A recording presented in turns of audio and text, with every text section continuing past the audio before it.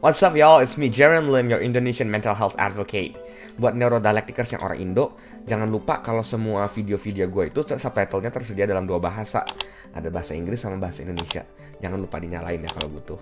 Is mental health diagnosis actually necessary or dangerous? My friend went to a clinical psychologist, and the clinical psychologist told them that diagnosis is dangerous. Let's not talk about diagnosis. I don't want you to label yourself. You're not your diagnosis. It is one of the most common statements I've always heard among the Indonesian mental health community. But then, if diagnosis is dangerous, why do those diagnoses, such as depressive disorders, anxiety disorders, or personality disorders, exist in the first place? Let me first tell you where this view is coming from. Traditionally, there are four main approaches in psychotherapy, namely psychodynamic therapy, humanistic existential therapy, cognitive therapy, and behavioral therapy.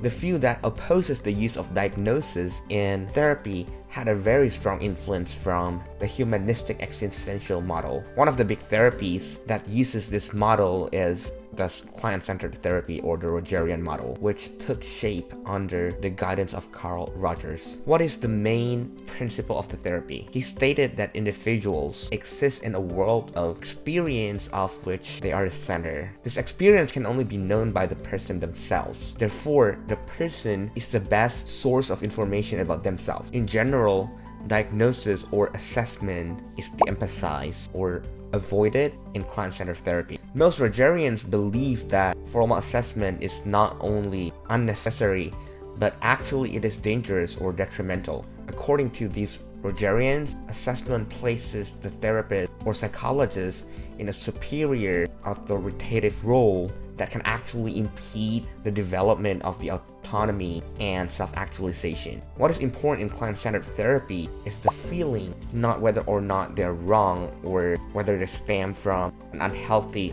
home situation. The therapist accepts the feelings in a manner that transmits neither approval or disapproval, just understanding.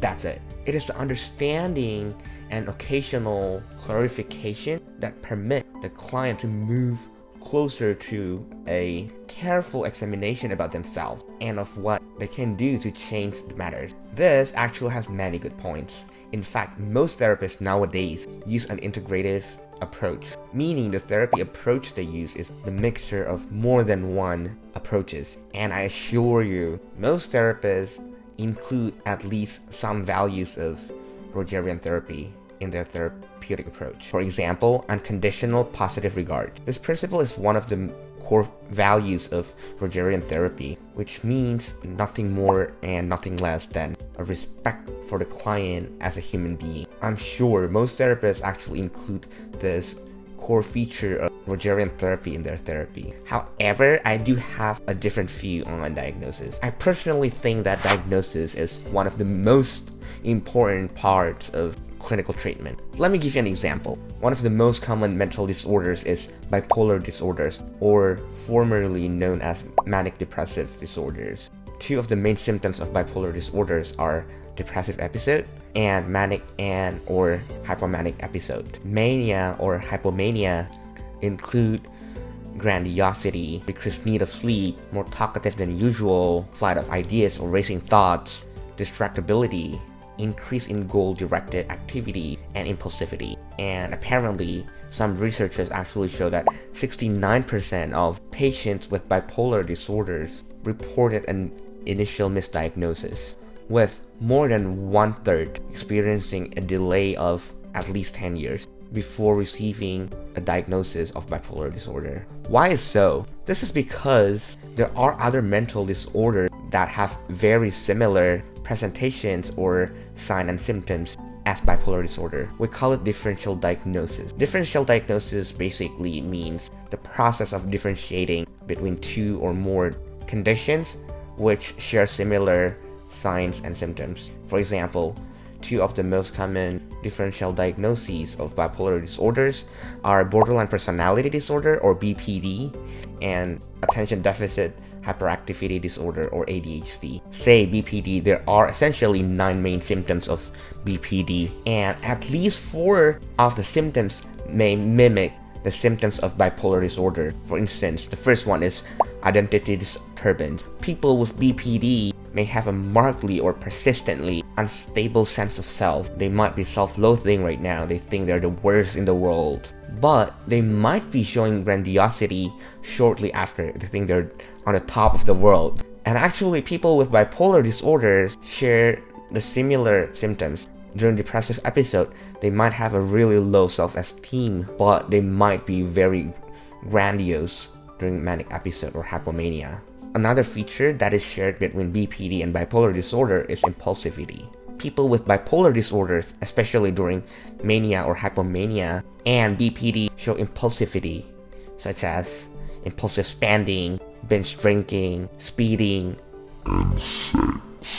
Other features that are shared between BPD and bipolar disorder are affective instability and intense anger. They might be dysphoric or depressed right now, and a few hours later, they might be very angry, and then a few hours later, they might be very anxious, and a few hours later, they might be normal, as if nothing has happened in the past few hours. Okay, now we understand that some diagnoses are hard to distinguish. But going back to our essential question, is diagnosis actually necessary or dangerous? After we know whether or not someone has bipolar or BPD or ADHD, so what now? So what's the purpose? Say we are able to distinguish whether someone has BPD or bipolar or ADHD, or both ADHD and bipolar, or bipolar and BPD. So what now? Here's the thing. Even though there are many significant clinical overlaps between bipolar disorder and borderline personality disorder, there are brain differences in the patients with bipolar disorder and BPD that may actually lead to different treatment algorithm.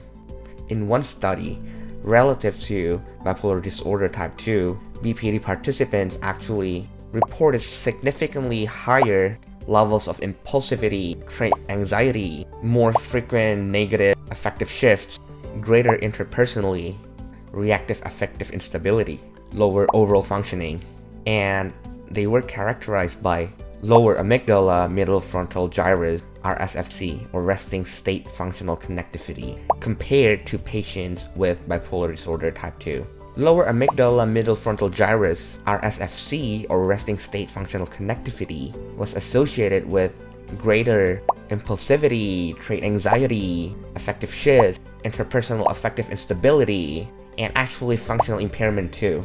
So, even though the clinical presentations might be similar, due to the difference in their biology in their brain, the first-line treatment for those disorders can be different. For example, the first-line treatment for bipolar disorder is usually mood stabilizer, such as lithium or valproic acid, and antipsychotic, such as aripiprazole, risperidone, olanzapine, quetiapine, Latuda. Antidepressants such as SSRI are actually strongly discouraged as the first-line treatment. They are not generally recommended unless they do not respond to the first-line treatment, or their main presentation is actually the depressive episode instead of the mania or hypomania, and we call it bipolar depression. In fact, patients with bipolar disorder rarely immediately start from SSRI. In many cases, benzodiazepines, such as lorazepam or Xanax, can be a very good short-term treatment to treat the patient when they're experiencing mania or hypomania. On the other hand, the first-line treatment for patients with BPD is usually SSRI and antipsychotic, and benzodiazepines can be a relative contraindication as it may increase impulsivity, behavioral disinhibition, and suicide behavior in patients with borderline personality disorder. People with ADHD, on the other hand, is another whole different story. Benzodiazepines and antipsychotic are never parts of the treatment algorithm. Some studies indeed show the efficacy of an antipsychotic like risperidone for patients with ADHD that have hyperactivity and impulsivity as their main symptom, but it is never the first-line treatment for them. The first-line treatment for patients with ADHD is usually psychostimulants such as Adderall and Ritalin, In fact, benzodiazepines and antipsychotic may exacerbate the symptoms of ADHD. There's also a very high abuse rate of benzodiazepines